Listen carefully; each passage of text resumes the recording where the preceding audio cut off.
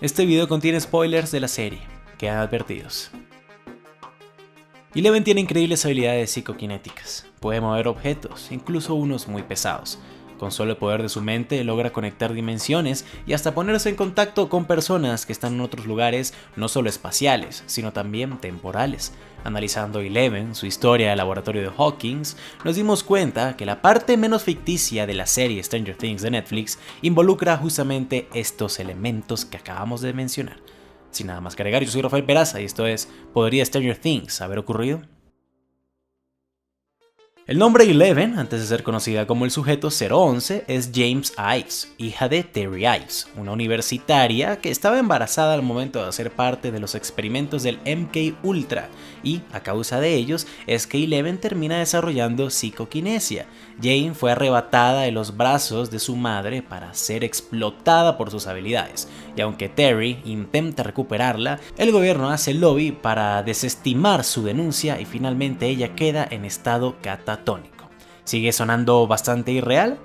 Pues amigos, vamos a ver qué piensan después de que les contemos qué es el proyecto MK Ultra y qué fue en la vida real. Por cierto, cabe destacar que la idea de este video nació gracias a todas las respuestas que recibimos en Instagram después de sugerir Ojos de Fuego, el libro de Stephen King que inspira en este proyecto justamente del que vamos a hablarles. Así que muchas gracias por estar pendientes de nuestras publicaciones en Instagram y los vivos que hacemos, las recomendaciones de los miércoles, los informativos del jueves y todo el contenido que también movemos por ahí. Ahora sí, continuemos. Era año 1953, el presidente Eisenhower iniciaba su mandato y reinaba en el país el ambiente posguerra/guerra fría, justamente posguerra de la Segunda Guerra Mundial. Estamos entrando a lo que sería el nuevo conflicto entre titanes. La tensión en el ambiente, la desconfianza creciente por la presencia de espías, todo el juego de inteligencia y demás factores de la época llevaron a tomar decisiones desafortunadas, nefastas y a que muchos hombres jugaran a ser dioses. Estados Unidos estaba saliendo de la guerra de Corea y para ese entonces ya circulaban los rumores de un supuesto proceso de lavado de cerebros y se empezaron a hacer conexiones. En 1952 el embajador soviético George F. Kennan dio un discurso en Berlín que fue considerado ofensivo contra los mismos soviéticos. Esto lo convirtió en una persona non grata. La CIA, al conocer esto, solo pudo explicar el comportamiento de Kennan como el resultado de algún tipo de control mental. Estas especulaciones llevaron a la CIA a justificar la necesidad de un programa para manejar el control mental exitosamente antes que lo hiciera la Unión Soviética o la propia China. Pero, ¿cómo lograrían esto sacado de un libro de ciencia ficción? ¿Había algún tipo de suero que controlara la mente? ¿Que hiciera a los humanos más propensos a recibir órdenes? ¿Era una droga? ¿Un cóctel de drogas? Con todas estas preguntas y suposiciones empezó el proyecto MK Ultra. El registro de la CIA dice que inició en 1953, pero algunas personas creen que pudo haber empezado mucho antes. Pero bueno, hablando de las drogas, ¿cuál sería capaz de poner a una persona en una especie de estado de esquizofrenia? Pues la Agencia Central de Inteligencia, la CIA, se enteró de que un científico suizo llamado Hoffman había descubierto una sustancia llamada LSD que reunía las características perfectas para un proyecto de esta magnitud. Este era incoloro, inoloro e insípido. Además, no necesitaban grandes cantidades para que funcionara. Los experimentos empezaron inmediatamente en seres humanos. No hubo prueba en animales ni simulacros. El MK Ultra empezó a funcionar como una orquesta. Se hacían pruebas preliminares en universidades, con estudiantes a los que se les pagaba una cantidad muy pequeña de dinero en comparación con las secuelas psicológicas que les quedarían. A otros les ofrecían bonos o algunos falsos profesores los persuadían de que eran experimentos que les podrían mejorar las notas en sus clases. Imagínense eso. Bueno, eso en los casos en los que se ofrecía algo a cambio, porque con otros universitarios o incluso gente sin hogar se experimentó y grabó sin su autorización.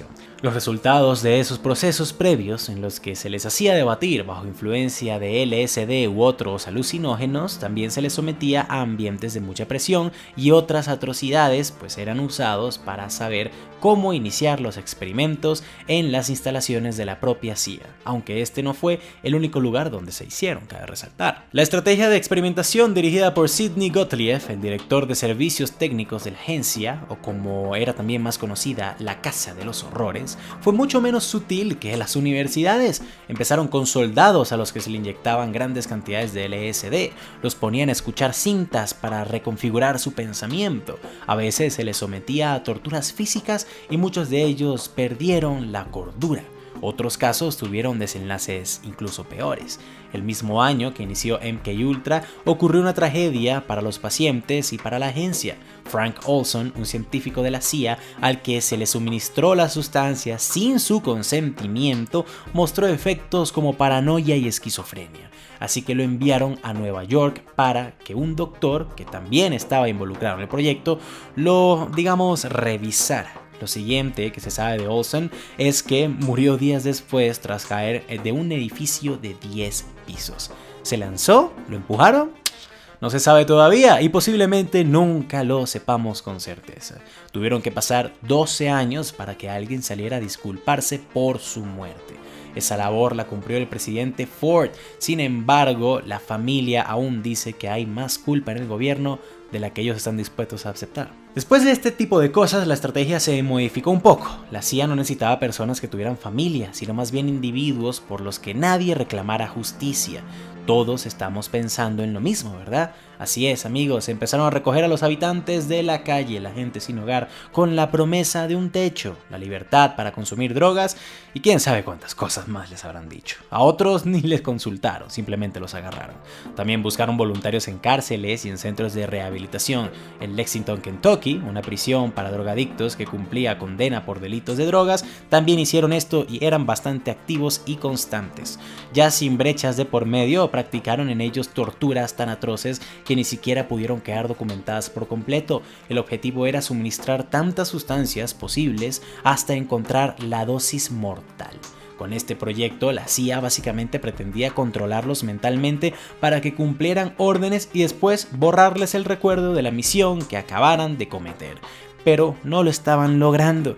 Lo que hicieron fue destruir la salud mental y física, alterarles el juicio y muchos de ellos perdieron la capacidad para relacionarse simplemente con otros seres humanos. ¿Habían escuchado ese rumor, amigos, antes de que la CIA contrataba a trabajadoras sexuales para misiones? Pues es totalmente cierto. Esto es algo bastante antiguo, no solamente lo hacía Estados Unidos, sino que incluso pasaba en el propio Imperio Romano. Otro proyecto que surgió dentro del MKUltra fue la Operación Clímax de Medianoche, que, en resumidas cuentas, consistía en que estas mujeres daban alucinógenos a sus clientes y después les hacían preguntas en su estado más sensible.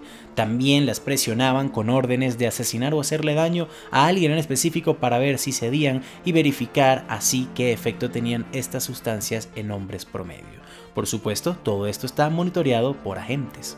Cabe recalcar. Al poco tiempo, todo tipo de experimentos que habían desarrollado emigraron a Canadá, donde vivía el psiquiatra escocés Donald Ewan Cameron, un obsesionado por el manejo psíquico, el borrado de mentes existentes y la reprogramación de la psique.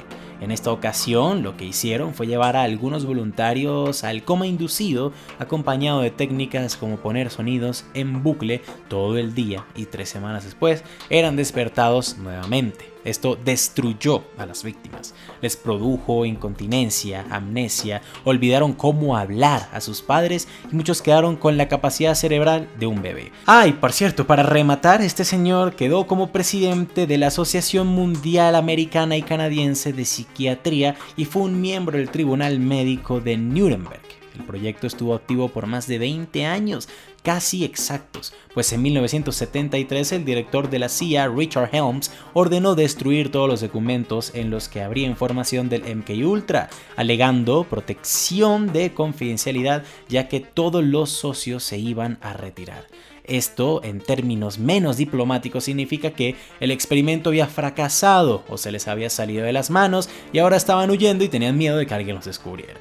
Un año después, el New York Times le contó a todo Estados Unidos que la CIA había estado haciendo experimentos ilegales y más de 20.000 páginas sobre el proyecto fueron reveladas. Es por eso que podemos hacer este video hoy en día. Y esa fue solo la mínima parte que no se alcanzó a destruir. Pero volvamos a la pregunta que nos trajo por todo este recorrido que ya estamos haciendo. Que alguien similar a Eleven haya existido es una entre muchas posibilidades. Algo que nos queda bastante claro es que imposible como tal no es. De hecho, algunos de los sobrevivientes del proyecto han salido a dar testimonios que parecen salidos de una auténtica película de terror o de ciencia ficción. Lo que muchas veces también parece quedar olvidado es que antes del proyecto MK Ultra existió el Montauk, que buscó hasta los viajes en el tiempo. Pero esto puede ser tema para otro video. Aunque todos estos experimentos desarrollados en 1953 y 1973 inicialmente abrieron una llaga muy grande en Estados Unidos, a este momento se ha vuelto un referente de la cultura popular. Stranger Things, por supuesto, está llena de referencias como las misiones que llevaron a Eleven a asesinar a enemigos del Estado o a espiarlos, pero también lo vemos en los experimentos con universitarios, las pocas habilidades comunicativas de Eleven, sobre todo en la primera temporada, especialmente en esta, y los trastornos psicológicos con los que queda Terry Ives tras los experimentos son bastante evidentes de esto. Las drogas ochenteras tampoco quedan de lado y el reflejo de la Guerra Fría es bastante latente. Al igual que Netflix, Marvel también ha sacado provecho a este proyecto. ¿Les suenan los superhumanos o supersoldados? Pues sí, amigos. La modificación física de Steve Rogers para que sea Capitán América, el control mental a Bucky Barnes para que se convierta en el Soldado de Invierno, los experimentos a los que solo sobrevivieron Wanda y Pietro Maximoff son también guiños a lo que por ese tiempo hacía Estados Unidos, Rusia y también China. El proceso de reconfiguración mental puede ser visto con más detalles en La Naranja Mecánica, cuando Alex se somete a un proceso que corrige, entre comillas, sus impulsos violentos a través de una tortura, no hay otra forma de decirlo. Alguien que por supuesto no se nos podía quedar afuera es Stephen King, quien desarrolla una idea muy similar a Eleven en su libro Ojos de Fuego, en el que un grupo de universitarios accede por $100 a un supuesto test y terminan desarrollando poderes. Dos de ellos transmiten esas habilidades a su hija, la cual es perseguida el resto de la trama por un mercenario. Además, entre todo esto, nos crean una especie de multiverso, ya que en una de las escenas de Stranger Things se puede apreciar una clara referencia a E.T. Y por supuesto, también hay muchísimos ejemplos más. Así que los invitamos a que nos comenten qué otras referencias han encontrado en series, películas, libros y demás, si les gustaría que explicáramos el proyecto Montauk y muchísimas cosas más. Y así damos por terminado esta versión de lo que fue el proyecto MK Ultra. Este guión fue creado en colaboración con Dixie García, una fanática de las conspiraciones de la cultura popular y a quien también estarán viendo cada jueves en las cápsulas informativas de Instagram y del Baúl Actualidad. Quisiera agradecer a mis Patreons por siempre estar atentos de que el canal siga avanzando y a todo nuestro equipo que cada vez crece para que podamos darles mejor contenido todos los lunes, miércoles y viernes. Y quién sabe, tal vez dentro de no mucho puedan ser más días aún. Yo fui Rafael Peraza para el Baúl de los Conocimientos Inútiles y que tengan muy buen día.